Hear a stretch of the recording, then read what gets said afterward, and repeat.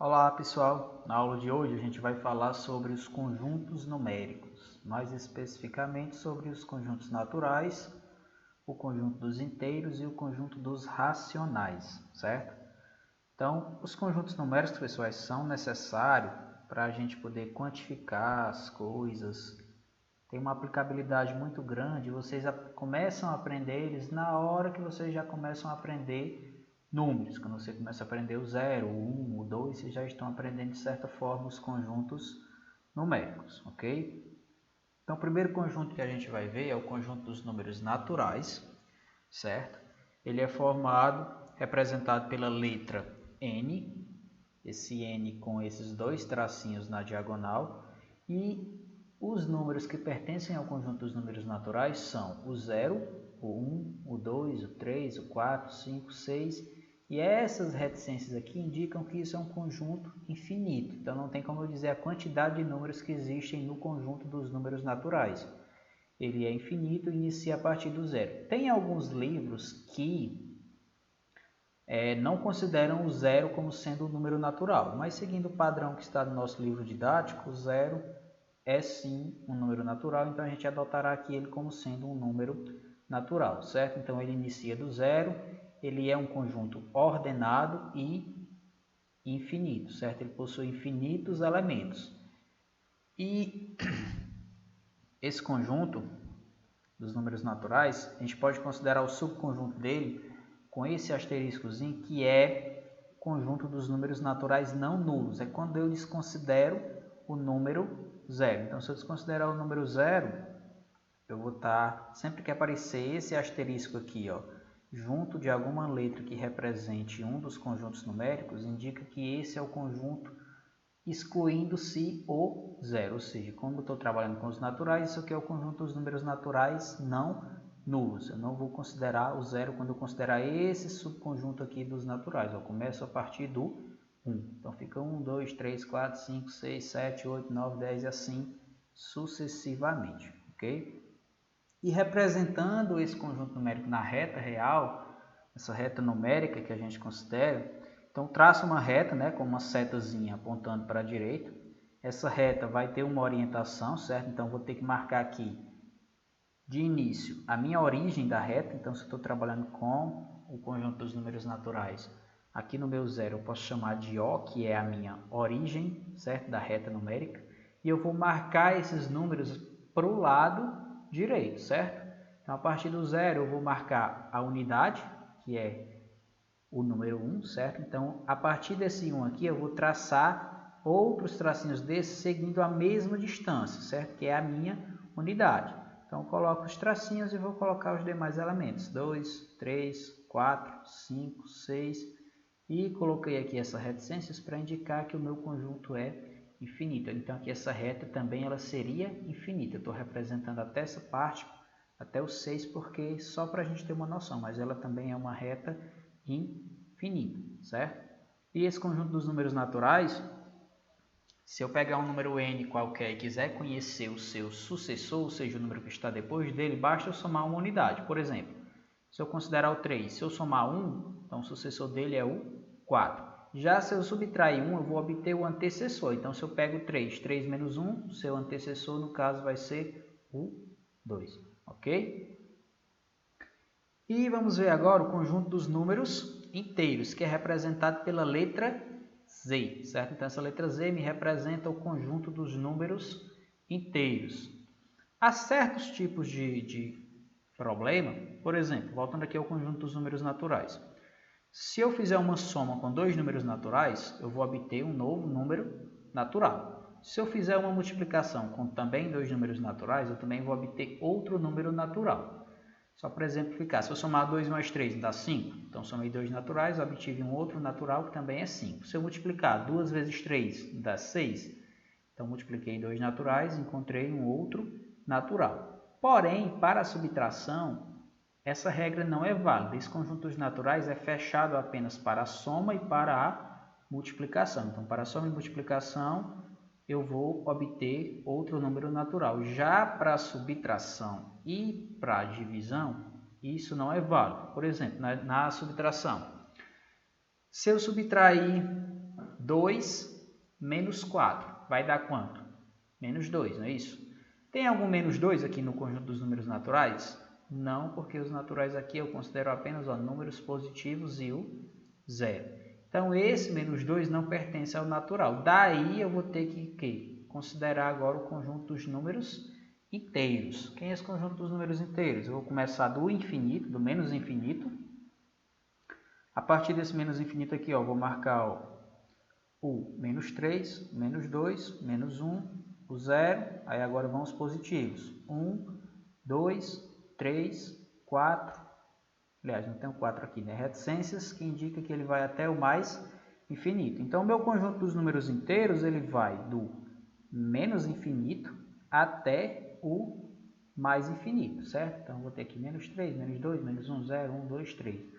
Poderia ter mais números para cá? Menos 4, menos 5, menos 6? Sim, para cá também. 4, 5, 6, 7, porque ele é um conjunto que vai do menos infinito até o mais infinito.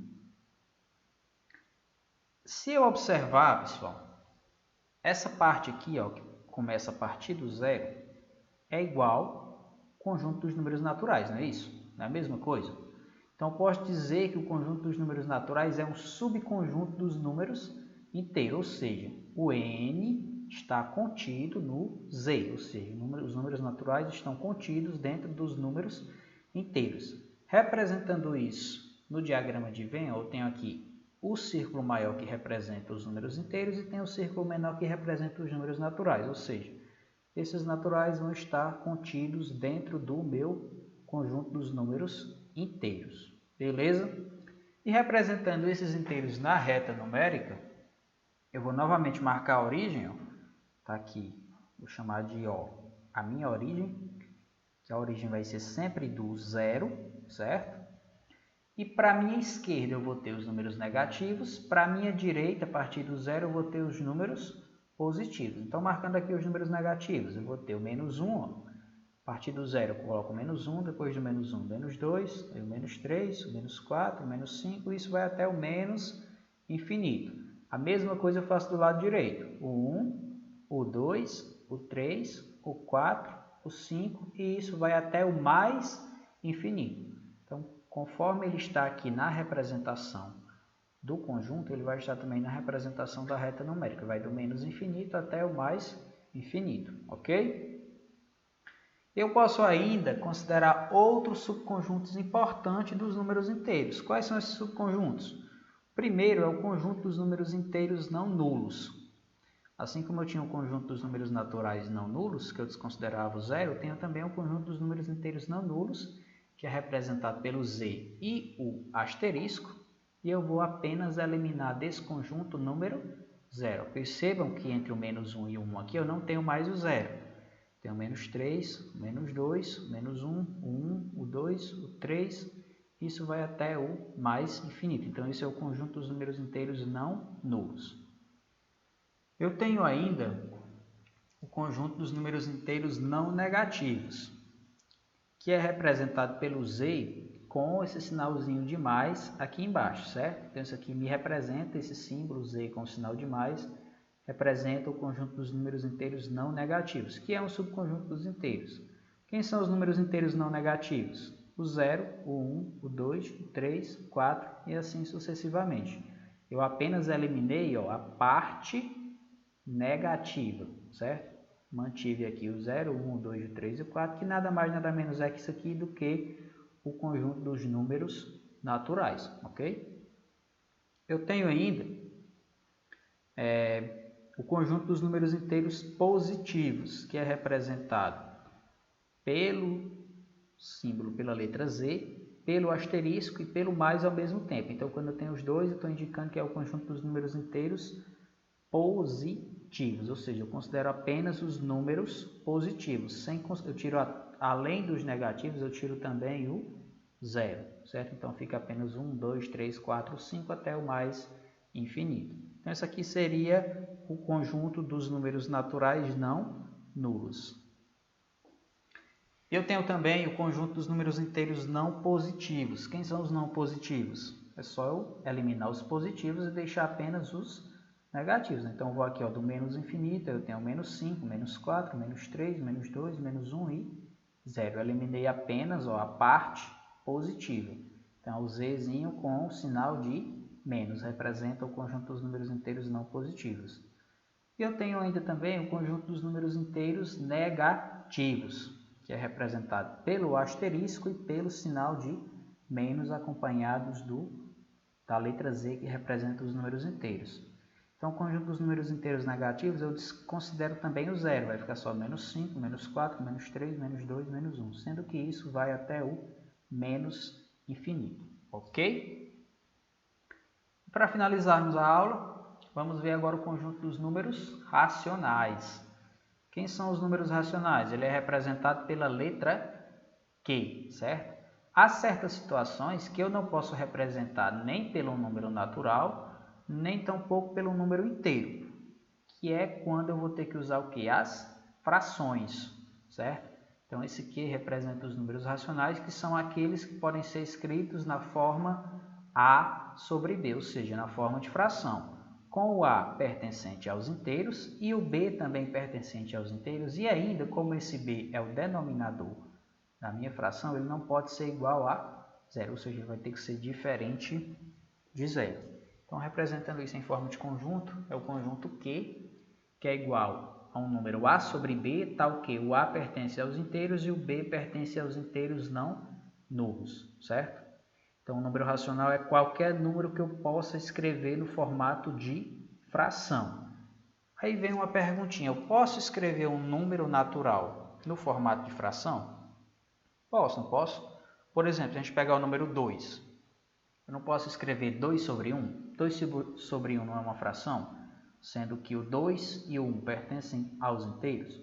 Então, posso dizer que o número natural e o número inteiro também pode ser escrito na forma de fração. Dessa maneira, os números naturais que estão contidos nos inteiros estão contidos também nos racionais. Então, tem o n contido em z que está contido em q, certo? Ou seja, os naturais e os inteiros vão estar contidos dentro dos racionais. Expressando isso aí no diagrama de Venn, eu tenho a bolinha de verde mais escuro, que são os naturais, que está dentro da bolinha de verde um pouco mais claro, que são os inteiros, que estão dentro da outra bolinha maior, com verde mais claro ainda, que me representa os números racionais, ou seja, naturais está contido nos inteiros, que está contido nos racionais, ok? Vamos ver alguns exemplos de números racionais. Posso ter aí o menos 1 sobre 2, certo? Isso é um número racional, está escrito sobre a forma de fração, A sobre B. Tenho 2 quintos, que também está escrito sobre a forma de fração, só que aí é um número positivo e o primeiro aí era um negativo. Tenho o número 3, que pode ser escrito em forma de fração, ó, 3 sobre 1 é uma fração, não vai alterar o meu valor aí, então isso é um número racional também. Tem o menos 1 sobre 2, que segue o mesmo princípio, pode ser escrito sob forma de fração. O 0,75 da mesma maneira, só que esse já está na forma decimal, mas isso também é uma fração. E o menos 2,5 da mesma maneira, também pode ser escrito em forma de fração, ok?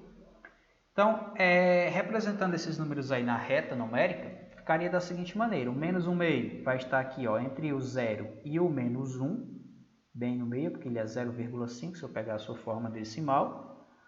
O 2 quintos vai estar um pouquinho antes aqui do meio, porque 2 por 5 dá 0,4, então ele vai estar aqui entre o 0 e o 1, já que ele é positivo.